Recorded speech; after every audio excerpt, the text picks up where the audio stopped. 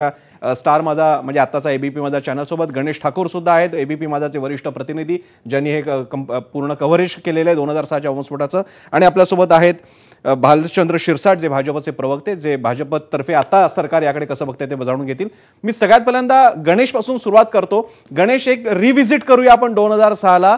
आज जो मुख्य मुद्दे येत आहेत, 2 तपास यंत्रणा, 12 असे आरोपी की ज्यांच्या बाबतीत आता काही हातात आलेलं नाहीये. तुम्ही हे सारखं सगळं रिपोर्ट केलेलं आहे. तुम्हाला त्यावेळी काय जाणवत होतं की कुठे काय मुद्दे अडचणीचे येत आहेत?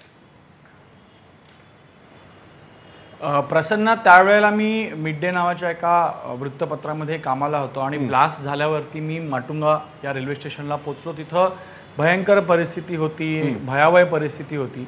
याचं इन्व्हेस्टिगेशन ज्या वेळेला सुरू झालं आणि सुरुवातीपासून आपण आता बोलायला काही हरकत नाही, कारण सुरुवातीपासून असं वाटत होतं की यामध्ये कुठे ना कुठेतरी इन्व्हेस्टिगेशन बॉस्टअप केलंय, म्हणजेच कोणाला तरी बली का बकरा बनवण्याचा प्रयत्न, कारण एवढं प्रेशर होतं. त्या प्रेशरमध्ये इन्व्हेस्टिगेशन किंवा ट्रायल चाललं.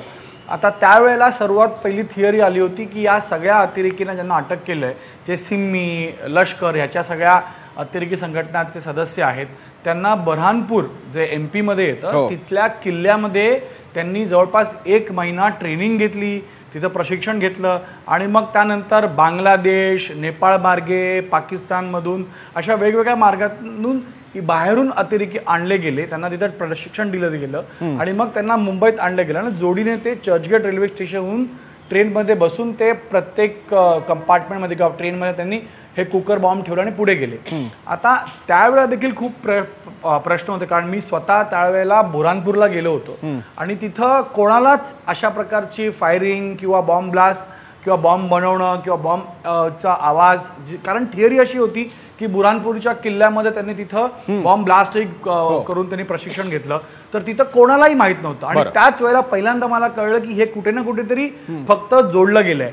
त्याच्यानंतर 2 वर्षांनंतर इंडियन मुजाहिदीनचं एक मॉड्यूल बस झालं होतं 2008 मध्ये, ज्यामध्ये सादिक शेख नावाचा मॉड्यूलचा मुख्य व्यक्ती आणि 22 जण, ज्यामध्ये याहू मध्ये काम करणारा मंसूर पीरबॉय पुण्याहून अटक झाला होता, असे 22 जण इंडियन मुजाहिदीनचे अटक झाले होते आणि एक मॉड्यूल बस केलं होतं मुंबई क्राईम ब्रांचने. या सगळ्यांनी कबूल केलं होतं प्रसन्ना की हे ट्रेनचे ब्लास्ट आम्ही घडून आणले आहेत आणि ज्या आरोपींना पकडलं गेलं आहे ते आरोपी खोटे आहेत, त्यांच्या संदर्भात कोणतेही पुरावे नाही. पण तत्कालीन सरकारला असं वाटलं की 6 मध्ये आपलंच सरकार, आपलं इन्व्हेस्टिगेशन, त्याला जर आपण काउंटर केलं आणि हे खरे आरोपी आहेत असं दाखवलं तर आपल्यावरच प्रश्नचिन्ह उपस्थित होतील आणि म्हणून या खऱ्या आरोपींना कुठे ना कुठेतरी समोर आणलं गेलं नाही असं स्पष्ट दिसतंय.